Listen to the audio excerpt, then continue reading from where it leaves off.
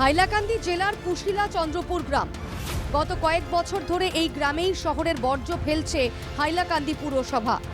শহরের বর্জ্যে গ্রামে দূষণ, ময়লা আবর্জনার দুর্গন্ধে দুর্বিষহ জীবন কাটাচ্ছেন কুশিলা চন্দ্রপুর গ্রামের 500 পরিবার।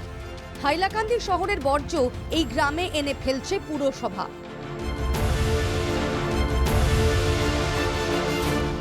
দিন দিন দূষিত হয়ে উঠছে গ্রামের পরিবেশ। শহর দূষণের দায় কেন নেবেন গ্রামের বাসিন্দারা?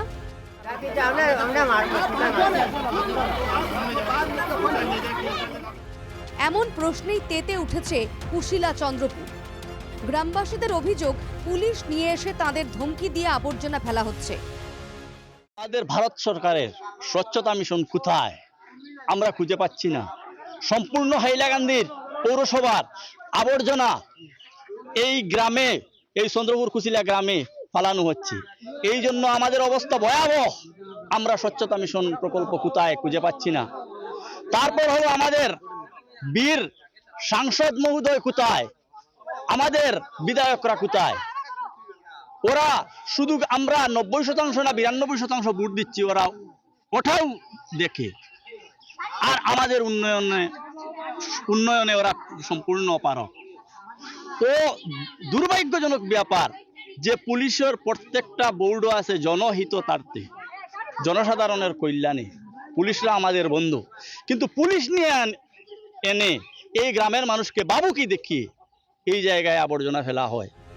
সমস্যার সুরাহার জন্য সোমবার রাস্তায় নেমে প্রতিবাদ গ্রামবাসীদের। আবর্জনা ফেলা বন্ধ করো, বন্ধ করো, বন্ধ করো। পৌরসভা হায় হায় হায় হায় হায়।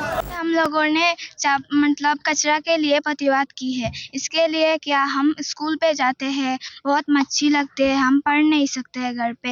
जब ठंडी के मौसम आती है तब धुआं फैल जाते हैं चारों ओर। इससे बच्चों की सांस में प्रॉब्लम आ जाती है। बहुत बच्चे हैं जो यहाँ पर पढ़ नहीं पाते हैं, इसके वजह से आँख में जलने लगता है, पानी भी देता है, इसलिए हम पढ़ नहीं सकते हैं।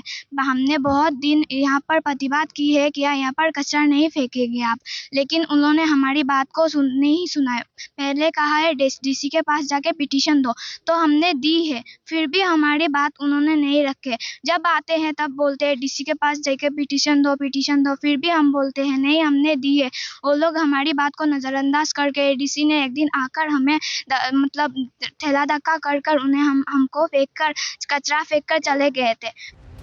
দ্রুত গ্রাম থেকে অন্য কোথাও আবর্জনা ফেলার জায়গা সরিয়ে নেওয়ার দাবি, নইলে আন্দোলনের ঝাঁজ বাড়ানোর হুঁশিয়ারি গ্রামবাসীদের।